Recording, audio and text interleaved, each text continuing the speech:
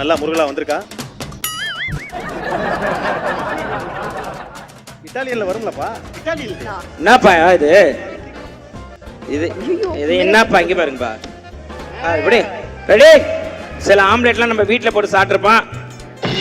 ஓ அப்புறம் sir award ஃபங்க்ஷனுக்காக வாங்கி போட்டு வந்திருக்கான் அந்த கண்ணாடியா. டேய் டேய் வாப்பா கேட்டு போடா. பட் சார் இப்பலாம் பிஹேவ் பண்ண கூடாது. பட் சார் இது ஒரு அவார்ட் ஃபங்க்ஷன், வெயிட் பண்ணுங்க. சூப்பரா இருக்கு. நிறம், மனம், சுவை, திடம் எல்லாமே நல்லா இருக்கு.